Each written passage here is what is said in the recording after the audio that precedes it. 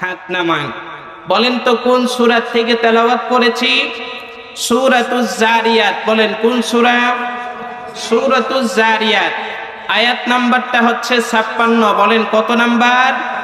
56 number আয়াতে কারিমা তেলাওয়াত করেছি। ছোট্ট একটি আয়াতে কারিমা, যেই আয়াতটি মসজিদের মেম্বারে ইমাম সাহেবরা প্রায় সময় তেলাওয়াত করে।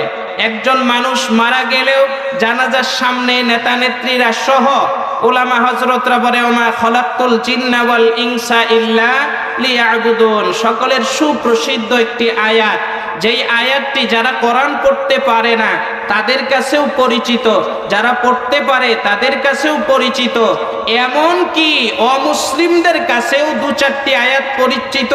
তন্মধ্যে এটি একটি আয়াত। এই সুপ্রসিদ্ধ একটি আয়াত আপনাদের সামনে তেলাওয়াত করেছি। আল্লাহ তাআলা, আমরা যারা মানব হিসেবে এই পৃথিবীতে এসেছি, আল্লাহ তাআলা পাঠিয়েছেন। আল্লাহ বলেন মানুষ এবং জিন জাতি। বলেন কয় জাতি? দুই জাতি। বলেন কয় জাতি? মানব জাতি, জিন জাতি। এই দুই জাতিকে লক্ষ্য করে আল্লাহ তাআলা বলছেন আমি তোমাদেরকে সৃষ্টি করেছি। আল্লাহ কেন সৃষ্টি করেছেন? একটা কাজ করানোর জন্য, সেটি হলো আমার ইবাদত করবে, এজন্য আমি তোমাদেরকে সৃষ্টি করেছি। একটু জোরে বলা যাবে কি সুবহানাল্লাহ? তাহলে আয়াতের ভিতরে বিষয় হচ্ছে দুইটি। একটু মুসলমানের মতো বলেন তো কয়টি? এক নাম্বার, আমাদেরকে আল্লাহ সৃষ্টি করেছেন। বলেন আমাদেরকে আল্লাহ সৃষ্টি করেছেন। দুই নাম্বার, কেন সৃষ্টি করছেন?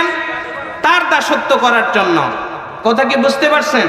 আমার মনে হয় যদি বুঝে থাকেন তাহলে তো আমার ওয়াজ শেষ। নাকি এর ভিতরে কি আছে এটা জানা দরকার আছে? জানার দরকার আছে। সম্মানিত কালামপুরবাসী, লম্বা সময় কথা বলার সুযোগ হবে না, শারীরিক ভাবেও বেশি একটা ভালো না। আল্লাহ তাআলা ডেকে বলেন গোলাম, আমি আল্লাহ তাআলা তোমাদেরকে সৃষ্টি করেছি। আল্লাহকে ডেকে বললাম আল্লাহ তুমি কিভাবে করে আমাদেরকে সৃষ্টি করেছ? মনিব সুন্দর করে ডাক দিয়ে বলে গোলাম, আমি যেহেতু তোর রব, আমি তো সেই দিন জিজ্ঞাসা করেছিলাম আলাস্তু বিরব্বিকুম, আমি কি তোমার রব? রূহের জগতে আমি জিজ্ঞাসা করেছিলাম। সেই দিন আমরা সকলেই মিলে, কে মুসলমান, কে হিন্দু, কে বৌদ্ধ, কে নাসারা, সেই দিন কেউ দ্বিধাদ্বন্দ্ব করে নাই, এক বাক্যে বলেছিল ক্বালু বালা।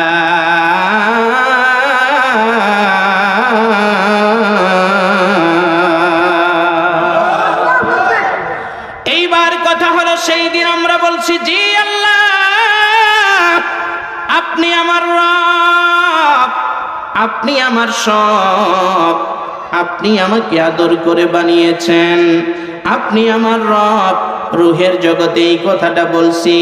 আল্লাহ তাআলা দুনিয়াতে এইবার আসার পরে আল্লাহ তাআলা সেই কথাই বলে গোলাম, আমি আল্লাহ তাআলা যুগে যুগে নবী রাসূল প্রেরণ করলাম।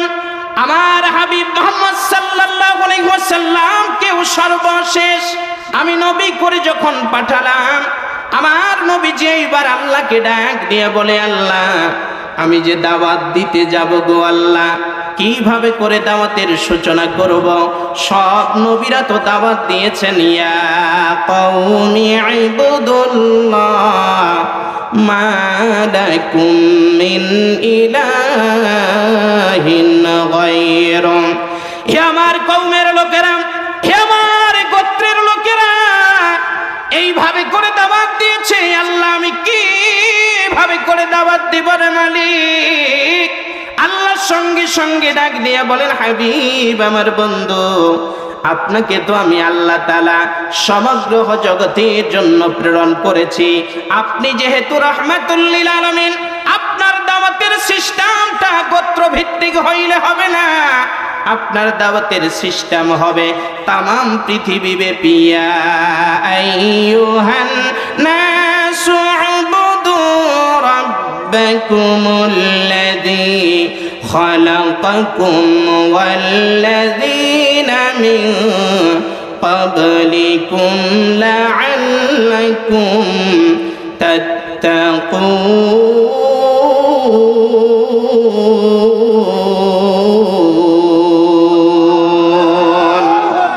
আরেকটু জোরে বলা লাগবে আল্লাহু আকবার আর একটু মায়ার সুরে ডাক দিয়ে বলেন আল্লাহু আকবার আল্লাহ ডাক দিয়ে বলেন হাবিব আমার বন্ধু রে ইয়া আইয়ুহান নাস সমস্ত মানব মণ্ডলীর উদ্দেশ্যে তোমার বক্তব্য হবে ইয়া আইয়ুহান নাস হে মানব মণ্ডলী উবুদু রাব্বাকুম তোমরা তোমার রবের ইবাদত করো বলেন তো হুকুমটা কার এবার জনপদের লোকেরা ডাক দিয়া বললেন কোন রবের ইবাদত করব কোন রবের এবার আল্লাহ তাআলা ডেকে বলেন রব্বাকুমুল্লাযী খলাকাকুম যিনি তোমাদেরকে সৃষ্টি করেছেন একটু জোরে বলুন তো আমাদের স্রষ্টা কে আর একটু জোরে বলেন কে আল্লাহ হলেন আমাদের স্রষ্টা তিনি আমাদের রব তারবিয়াতুশ শাইই ইলা কামালিহি শাইআন ফাশাইআন তাফসীর ইবনে কাসিরের ভিতরে আল্লামা ইবনে কাসির রাহমাতুল্লাহি আলাইহি তিনি সুন্দর করে কোট করে জানিয়ে দিলেন ও পৃথিবীর মানুষেরা রব হচ্ছেন তিনি নাই থেকে তিল তিল করে এই পর্যন্ত বানিয়েছেন যিনি জোরে বলুন সুবহানাল্লাহ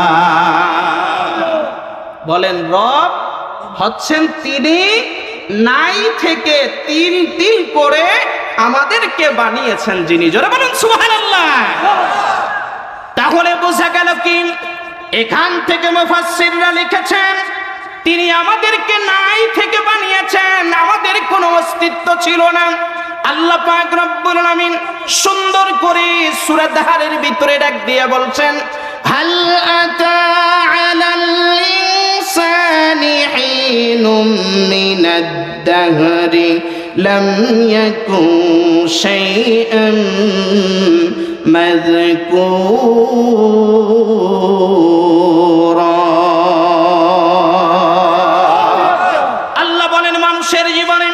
এমন কি একটা সময় অতিবাহিত হয় নাই যে সময় মানুষ কোনো উল্লেখযোগ্য বিষয়বস্তু হিসেবে পরিগণিত ছিল না সেই সময়টা বলেন তো আমাদের অতিবাহিত হয়েছে কি হয় নাই আল্লাহ পাক রব্বুল আলামিন এইবার বলে গোলাম আমি যে তোমাদের রব আমি যে তোমাদেরকে ইবাদতের হুকুম দিয়েছি কেন আমার ইবাদত করবা মেয়র সাহেব ডাক দিলে আমার মজিবুর ভাই ডাক দিলে আসে একটু উপকার করে এই জন্য তাকে আমরা ভুলতে পারি না এমপি সাহেব থাকে যারা একটু উপকার করে এই জন্য ডাকলে আমরা ভুলে থাকতে পারি না আল্লাহ বলে গোলাম কেন আমার ইবাদত করবি কেন আমার গোলামি করবি রে গোলাম এই বিষয়টা একটু বোঝার বিষয় সেই জিনিসটা হলো আমি আল্লাহ তাআলা নাই থেকে তিল তিল করে তোমাকে বানিয়েছি তাহলে আল্লাহ আমরা কোথায় ছিলাম আল্লাহ তাআলা ডেকে বলে গোলাম কিভাবে করে তোমাদেরকে বানালাম একটুখানি শুনে যাও সূরা মুমিনুনের ভিতরে আল্লাহ পাক রব্বুল আলামিন সুন্দর করে কোট করে জানিয়ে দিচ্ছেন পৃথিবীর মানুষেরা 12 নং আয়াতে কারিমার ভিতরে আল্লাহ বলেন ওয়ালাকাদ খালাকানাল ইনসান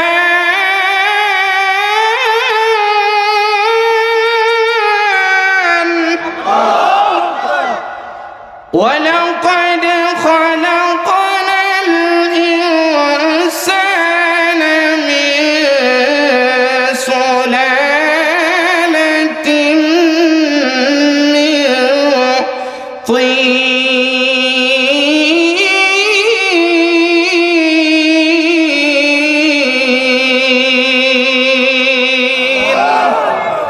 কার কথা বলেন একসাথে বলেন কার কথা আল্লাহ বলছেন আর শোনো লাকাদ খলাকনাল ইনসান অবশ্যই অবশ্যই আমি ইনসান সৃষ্টি করেছি মিন সুলালাতিম মিন তিন, মাটির নির্যাস থেকে। একটু জোরে জোরে বলেন সুবহানাল্লাহ। বলেন তো কিসের থেকে আমাদেরকে বানাইছে? মাটির নির্যাস থেকে আল্লাহ তাআলা বানিয়েছেন। এইবার দেখেন তো শরীরের কোন জায়গায় মাটি আছে? আছে? একটু ধুলা লাগলেই তো আমরা পরিষ্কার করি, একটু ময়লা লাগলে পরিষ্কার করি।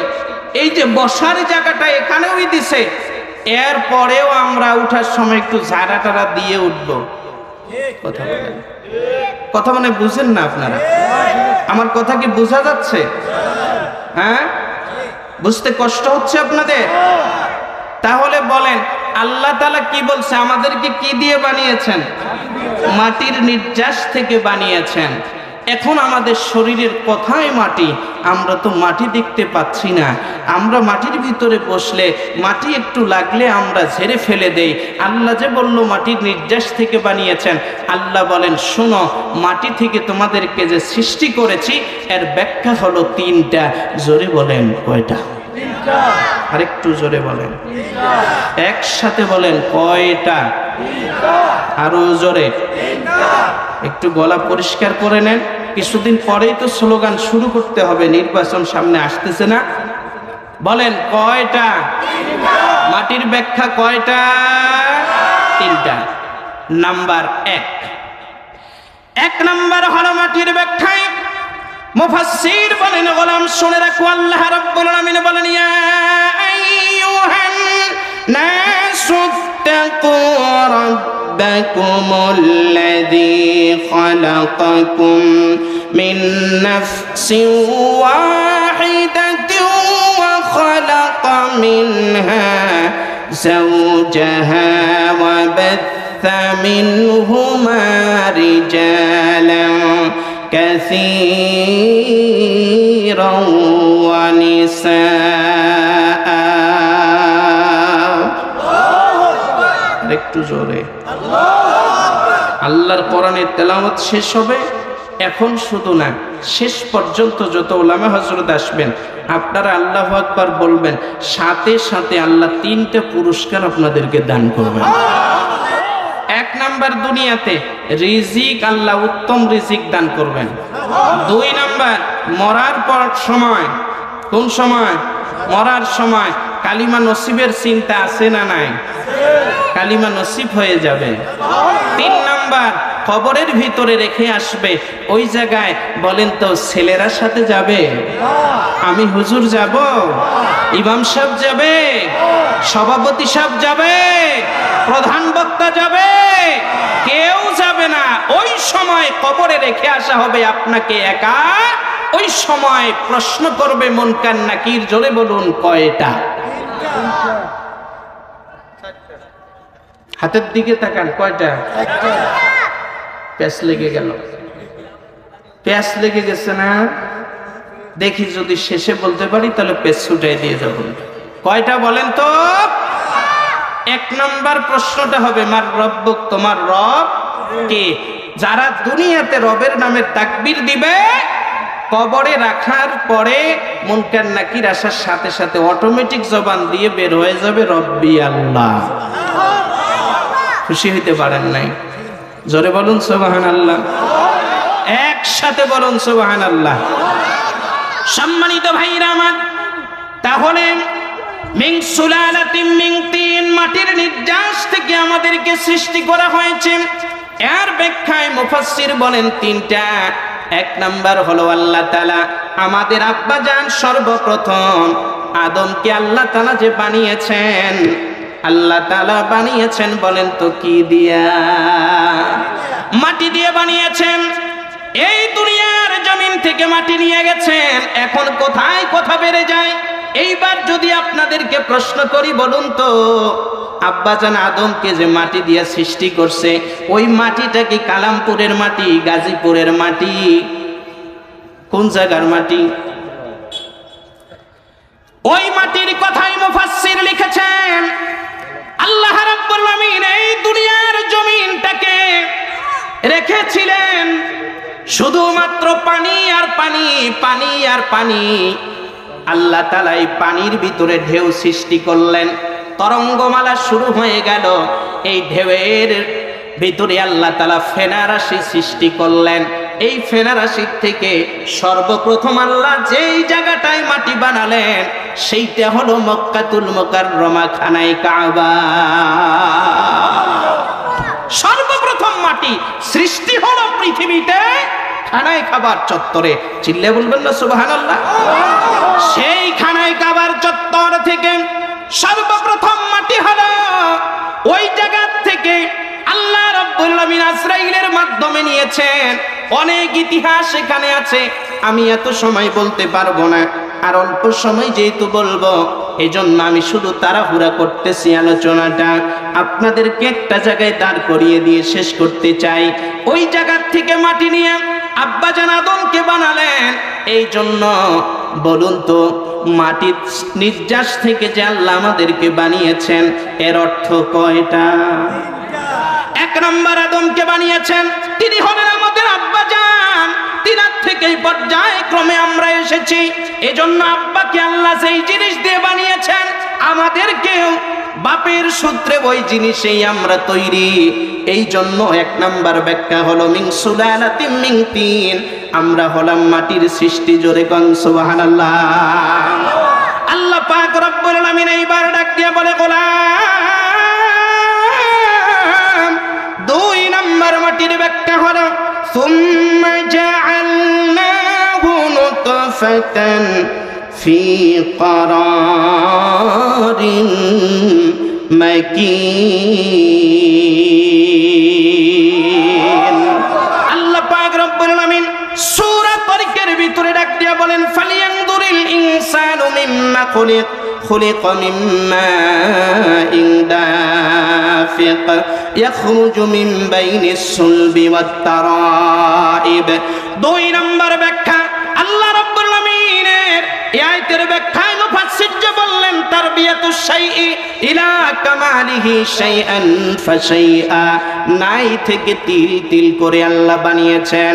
দুই নাম্বার ব্যাখ্যা হলো আল্লাহ বলে, গোলাম, তুমি তো উল্লেখযোগ্য বিষয়বস্তু পরিগণিত ছিলে না। তুমি ছিলে কাঁঠালের ভিতরে, তুমি ছিলে আমের ভিতরে, তুমি ছিলে তরমুজের ভিতরে, তুমি ছিলে ভাতের ভিতরের বান্দা, তুমি ছিলে কলার ভিতরে, তুমি ছিলে মাছের ভিতরে, তুমি ছিলে ডিমের ভিতরে, তুমি ছিলে দুধের ভিতরে। আমি আল্লাহ পাক রব্বুল আলামিন তোমার আব্বা এবং আম্মা দুইজনকে খাওয়াইলাম। খাওয়ানোর পরে রে বান্দা, তোর বাবা আর তোর মা ইয়াখরুজু মিন বাইনিস সুলবি ওয়াত তারাইব, দুইজনের শরীরের ভিতরে রক্ত সঞ্চারণ হলো। দ্রুত রক্ত সঞ্চারণ হয়ে যাবার পরে দুইজনে মিলে মিলিত হয়ে গেল। তোর বাবার পিস্টোডিক্স থেকে বের হয়ে আসলো না পাকগান্ডা এক ফোঁটা পানি, তোর মার রেহিমের ভিতরে ঢুকে গেল। ঢুকে যাবার পরে রে গোলাম, আমি আল্লাহ রব্বুল আলামিন সুন্দর করে তারপরে তোরে পর্যায়ক্রমে বানালাম। আল্লাহকে ডাক দিয়ে বললাম, আল্লাহ কেমনে বানাইলা? আল্লাহ তাআলা সুন্দর করে সূরা মুমিনুনের ভিতরে কোট করে জানিয়ে দিয়ে দেয়, গোলাম রে, সুম্মা খালাকনান নুতফাতা আলাকাতান ফাখালাকনাল আলাকাতা মুদগাতান ফাখালাকনাল মুদগাতা ইযামান ফাকাসাওনাল ইযামা লাহমা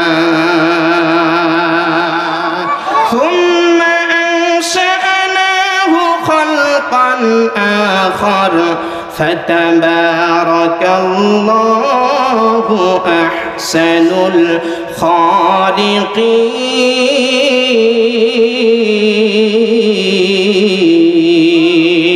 الخالقين। আল্লাহ ডাকি দিয়ে বললেন, গোলাম,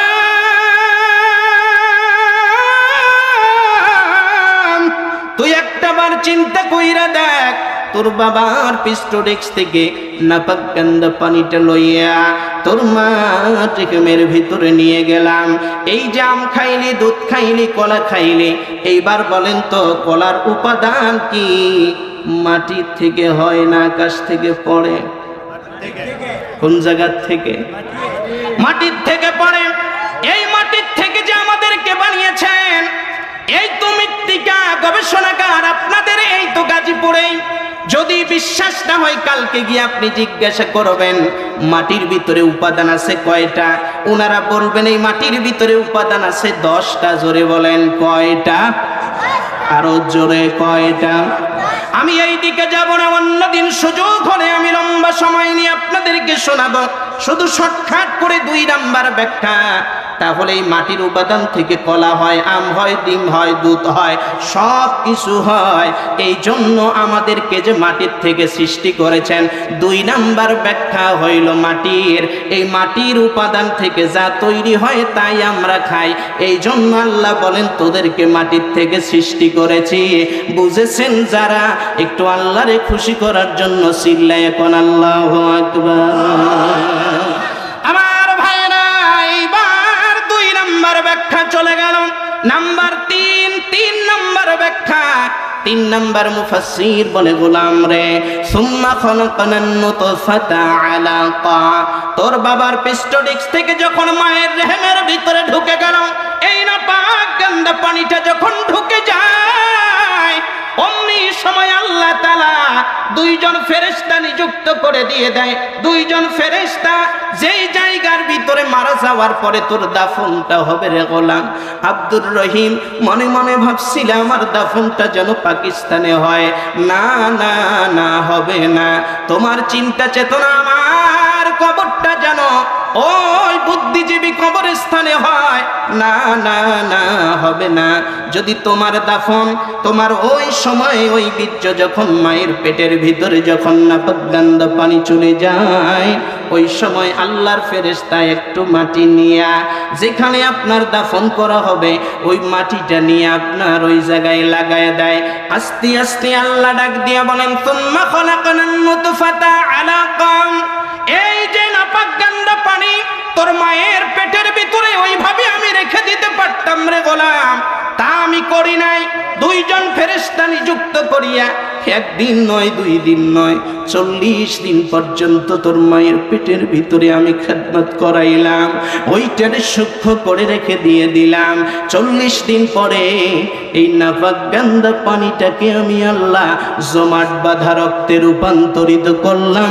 একটু চিল্লাইয়া বলা যাবে কি সুবহানাল্লাহ?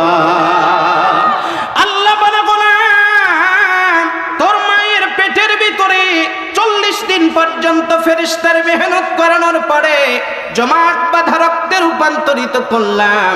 জমাট বাঁধা রক্তটাকে আমি আল্লাহ তাআলা আস্তে আস্তে করে আরো 40 দিন পর্যন্ত ফেরেশতারে খাটাইয়া এই জমাট বাঁধা রক্তটাকে আমি আল্লাহ তাআলা রক্তের এই যে জমাট বাঁধা রক্তটাকে গোশতের টুকরা বানাইয়া দিলাম। জোরে বলুন সুবহানাল্লাহ। এইভাবে করে 40 দিনে হয়ে গেল জমাট বাঁধা রক্ত, 40 দিনে হয়ে গেল গোশত। আল্লাহ বলে গোলাম এইভাবে করে আমি আল্লাহ তাআলা রাখি নাই। এরপরে আমি রব হবার কারণে নাই থেকে আমি আল্লাহ তাআলা তিল তিল করে তোরে কেমনে বানালাম একটুখানি চিন্তা কইরা দেখবে গোলাম। আমি আল্লাহ তাআলা তোরে এবার গোশতের টুকরা বানানোর পরে আমি আল্লাহ তাআলা এবার এই গোশতের ভিতরে আমি আল্লাহ তাআলা হাড় দিয়ে দিলাম। একটু জোরে বলা যাবে কি সুবহানাল্লাহ? জমাট বাঁধা রক্তে গোশতের ভিতরে 40 দিন খাটানোর পরে হাড় দিয়ে দিলাম। এইবার আমার এই কালামপুরের ভাইরা, কালিয়াপুরের মুসলমানেরা একটু বলুন তো আমাদের শরীরের ভিতরে আল্লাহ তাআলা কতগুলি হাড় দিয়েছেন? কতগুলি হাড় দিয়েছেন? 206টি। যে ছোট্ট বাচ্চা বলে ফেলছে 206 খানা হাড় আল্লাহ তাআলা দিয়েছেন। আল্লাহ বলে গোলাম 206 খানা হাড় দিয়ে দিলাম। হাড় দিয়ে দিবার পরে রে বান্দা এইবার এই গোশত আলাদা হাড় আলাদা এইভাবে করে থাকলে হবে না।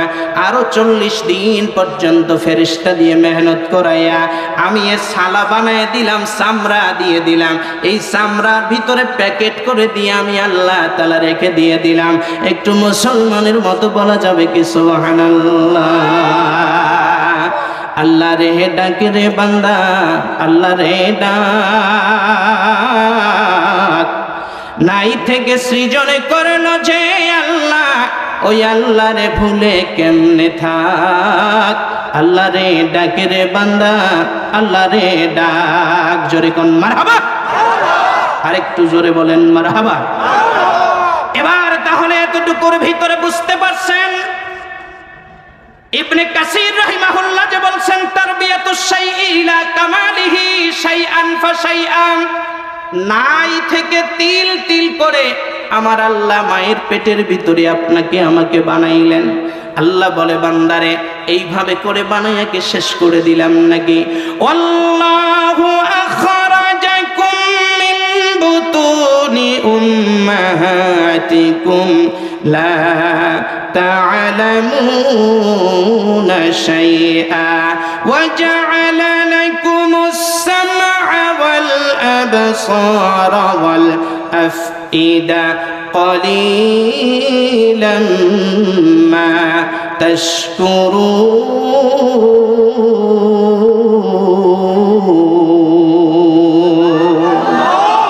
আরেকটু জোরে বলেন।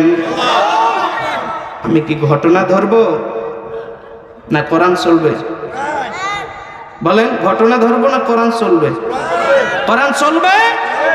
কারা কারা চলার পক্ষে একটু ডান হাত উঠান তো, লিল্লাহি তাকবীর।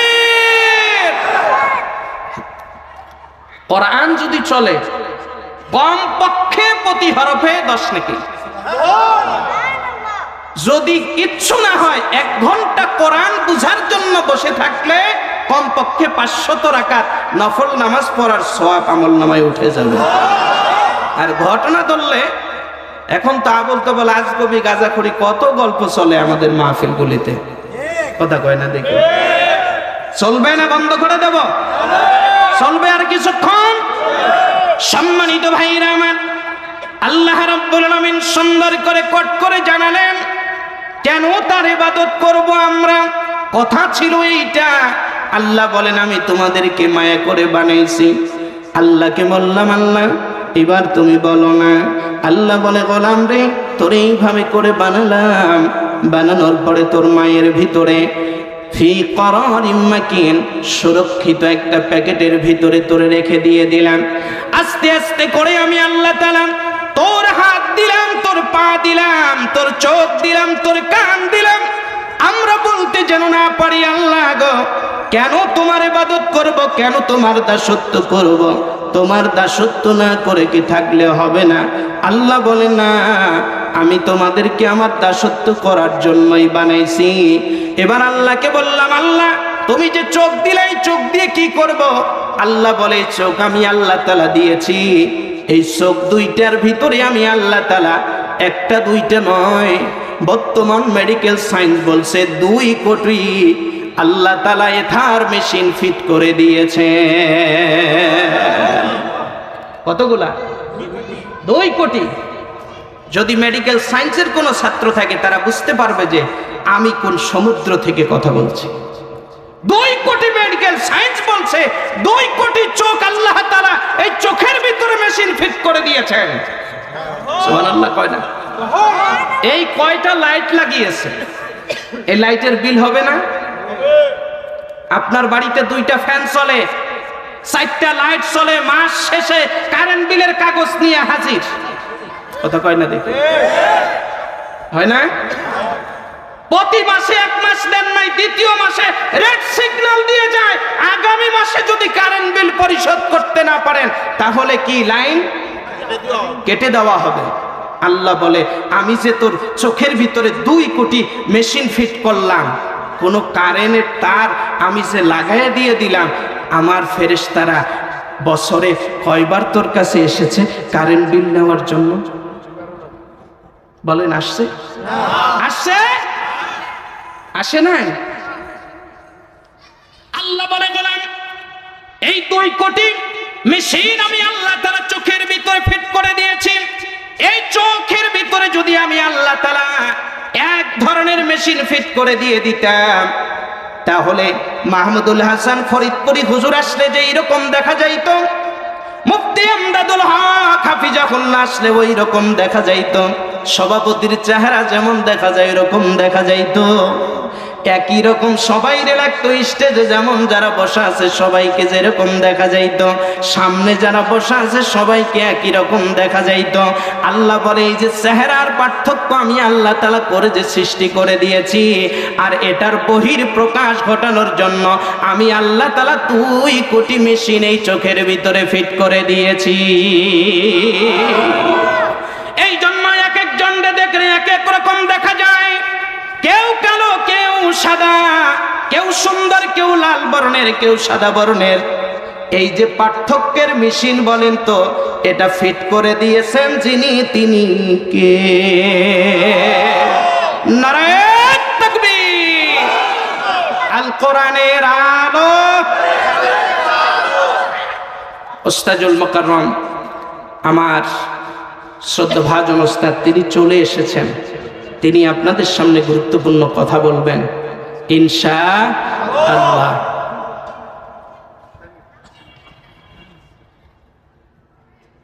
সম্মানিত ভাইরা, তাহলে চোখ দিয়েছেন কে? কে দিয়েছেন? আল্লাহ তাআলা দিয়েছেন। এবার এই যে আল্লাহ তাআলা 2টা কান, এই কান 2টা দিছে কে? আর একটু জোরে বলেন কে? এই কান 2টা আল্লাহ তাআলা দিয়েছেন। এই কানের ভিতরে এথার মেশিন, এই যে সময়, এই যে আওয়াজ আসতেছে, কিছুক্ষণ আগে একজন আলোচনা করলেন, সভাপতি সাহেব বক্তব্য দিলেন, এরপরে মাগরিবের পরের থেকে ধারাবাহিক আলোচনা শুনতেছেন, এরপরে মোবাইলটাতেও আলোচনা বেজে উঠে, মনে হয় যেন শুনতে হাফিজুর রহমান সিদ্দিকীর মতো লাগে। একটু ভালো করে শুনে দেখেন যেটা হাফিজুর রহমান সিদ্দিকী না, ওরে কেউ নকল করছে। কথা কয় না? মোবাইলের ভিতরে আওয়াজ শুনেন, মিজানুর রহমান আজহারীর গলার আওয়াজ একরকম, আল্লামা সাঈদীর গলার আওয়াজ আরেক রকম, মুফতি আমির হামজার গলার আওয়াজ আরেক রকম। এই পার্থক্য, এই যন্ত্রগুলি পৃথিবীর কোন নেতা নেত্রী দেয় নাই, দিয়েছেন যিনি, তিনি কে? এগুলোর জন্য বিল নিতে আসছে কতদিন আল্লাহর ফেরেশতারা, আসে নাই? আপনার মাথা তো নত হয়ে যাওয়ার কথা। কোন আল্লাহকে ভুলে থাকেন, কোন রবকে ভুলে থাকেন? আপনি কি একটাবার চিন্তা করে দেখেছেন? আশরাফ আলী থানভী রাহমাতুল্লাহি আলাইহি বলেন যে একটা কুকুরের ভিতরে যে জ্ঞান গরিমা আছে, একটা কুকুর তার মালিককে নিয়ে যতটুকু ভাবে, পৃথিবীর মানুষগুলি যদি এই পরিমাণ ভাবতো, সব কয়টা আল্লাহ ওলি হয়ে যেত। একটা কুকুর সকালবেলা আপনি দেখবেন কোথাও শুয়ে থাকে না, আপনি একটু আগুন জ্বালিয়েছিলেন, ওই জায়গার ভিতরে পা 2টা ঠেকাইয়া দিয়া 2 পায়ের মাঝখানে মাথাটা ঢুকাইয়া দিয়ে বসে থাকে। কথা কয় না? দেখে কেন শুয়ে থাকে? আপনি কি একটাবার চিন্তা করে দেখছেন? ওই কুকুর আল্লাহকে বলতে থাকে, আল্লাহ আমার এই চোখ 2টা দিয়ে যেন আমি বেনামাজির কোনো মুখ প্রথমে না দেখি। আর আমরা কি করি? দলে দলে বেনামাজির সাথে, দোস্ত আয় একটা সুপ টান দে। কথা বলে না, ঠিক কিনা? একটা কুকুর বলে এই কথা। কিন্তু আমরা তো কুকুরের থেকেও নিকৃষ্ট হয়ে যাচ্ছি। দিন যত যায়, আল্লাহর কোরআনের এখানে মাহফিল চলছে, ডাইনে বামে মানুষের অভাব নাই। তাহলে আমরা কি কুকুরকে হার মানিয়ে দেই নাই? একটা কুকুর তার মালিককে চিনেছে, আমরা চিনি নাই। একটা কুকুরের দিকে আপনি দেখবেন যারা বাড়িতে কুকুর লালন পালন করেন, আমি অন্যদিকে চলে যাচ্ছি, বিষয়টা এমন নয়। আমি আমার আলোচনার উপরে আছি, আমি শুধু একটু বুঝাতে চাই কেমন গোলাম হওয়া দরকার। আল্লাহ তাআলা এত কিছু নাজ নেয়ামত দিয়ে যে আমাদেরকে ভরপুর করে দিয়েছেন, একটা কুকুরকে আমরা কি দেই খাইতে? তেমন গোশতটা দাঁত চলে যতক্ষণ, হাড়টা চাবাইতে থাকি ততক্ষণ, এমন ভাবে চোষণ মারি হাড়ের ভিতরে একটু ঝোল পর্যন্ত লেগে থাকে না, ঝাড়ের ভিতরে কোনো মজা স্বাদ থাকে না। এরপরে হাড়টা আমরা ফেলে দিলাম, কুকুরটা 2 পায়ের মাঝখানে নিয়ে চাবায় খায়, আর মনিবের দিকে বারবার তাকায় বলে, মনিব রে তুমি রাত্রিবেলায় যে খাইলা, আমাকে একটা হাড় দিয়েছ, ওই হাড়টা আমি চাবাবো, ঠিক আছে, কিন্তু রে মনিব রাত্রিভর আমি অকৃতজ্ঞ হব না, রাত্রিভর আমি তোরে পাহারা দিব তোর বাড়িটা। গভীর রাত্রিতে খাই আপনি ঘুমায় গেছেন, অমনি সময় দেখেন কুকুর ঘেউ ঘেউ ঘেউ ঘেউ শব্দ করে। ঘেউ ঘেউ যখন শব্দ করে অমনি সময় আপনি দৌড় দিয়ে গিয়া গেটটা খুলে দিয়েছেন। আপনার বন্ধু মানুষ আসছে, আপনি কুকুরটারে একটা ধমক দিয়েছেন, এইটা তো আমার বন্ধু, আমার বাড়ির আত্মীয়। তাকে নিয়ে যখন আপনি ড্রয়িং রুমে চলে যান, যাবার পরে চা নাস্তা করার পরে যখন আপনি থাকেন, দেখবেন কুকুরটা আস্তে করে যায়, সামনের পা দুইটা এইভাবে করে দিয়ে মাথাটা নোয়া লেজটা নাড়ায় আর বুঝাই, মনিব আমার ভুল হয়ে গেছে, আপনার বাড়ির মেহমানরে আমি বেজ্জতি করেছি, আপনার মেহমান ছিল আমি এটা বুঝি নাই, আমি মনে করছিলাম চোর আসছে আপনার বাড়ির জানমালের নিরাপত্তায়, আমি ঘেউ ঘেউ ঘেউ ঘেউ করেছিলাম, মনিব আমার ভুল হয়ে গেছে, আল্লাহর ওয়াস্তে আপনি আমারে ক্ষমা কইরা দেন।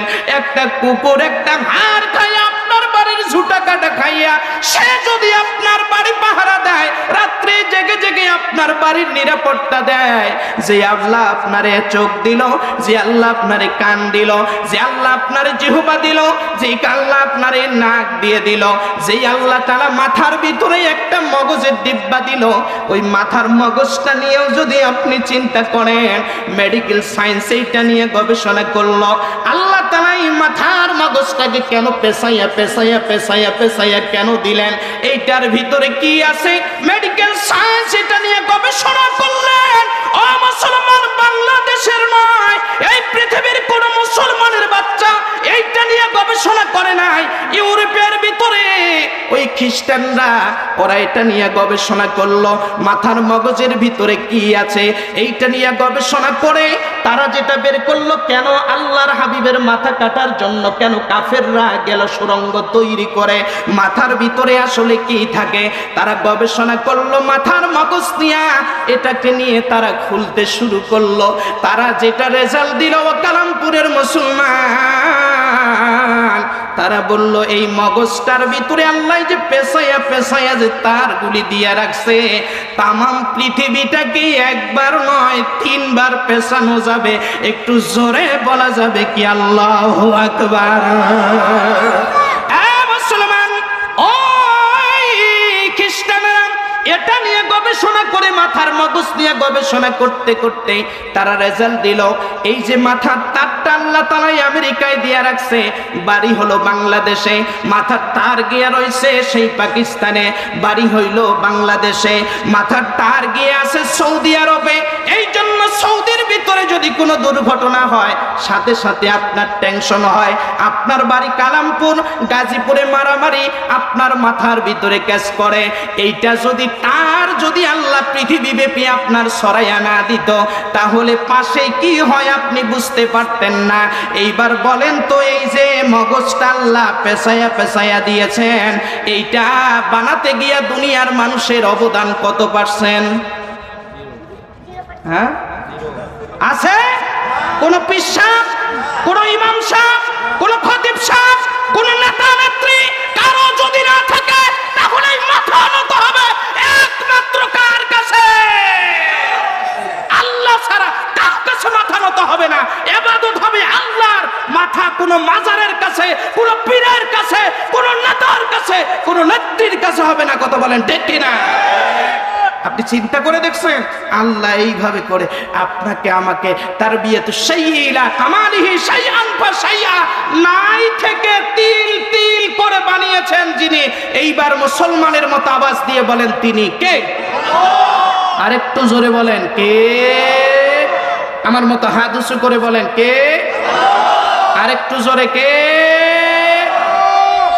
সে আল্লাহ এখনো আছে তো? সে আল্লাহ আছে তো? আল্লাহ যদি থাকে, সে আল্লাহর কাছে মাথা নত করা লাগবে তো? রাজি আছেন? ইনশাআল্লাহ। আল্লাহ বলে, গোলাম তোর মায়ের পেটের ভিতরে এইভাবে করে বানাতে বানাতে পরিপূর্ণ হাত পা সব কিছু দিয়ে দিলাম। বান্দা আমি রব হবার কারণে সুম্মা সাবিলা ইয়াসসারা, যেই জায়গা দিয়ে আসবে সে জায়গাটা প্রশস্ত না, সেটা সংকীর্ণ জায়গা, আমি আল্লাহ তাআলা প্রশস্ত করে দিলাম, আমি তোরে দুনিয়াতে নিয়ে আসলাম। একটু জোরে কোন সুবহানাল্লাহ। দুনিয়াতে আসার পরে এরপরে আমাদের খাওয়ার দরকার কি, এই ব্যবস্থাটা করছেন কে? আল্লাহ। জোরে বলুন কে? তাহলে আমাদের মাথা নত হবে কার কাছে? আল্লাহর কাছে। আমি যতটুকু বলেছি এতটুকুই শেষ। আমার উস্তাদে মুহতারাম, আপনাদের সকলের সুপরিচিত ব্যক্তিত্ব আমার উস্তাদ আল্লামা ইমদাদুল হক হাফিজাহুল্লাহ, তিনি এসেছেন, তিনি এখন কথা বলবেন। আরো অনেক ওলামা হযরত আছেন, তিনারা কথা বলবেন।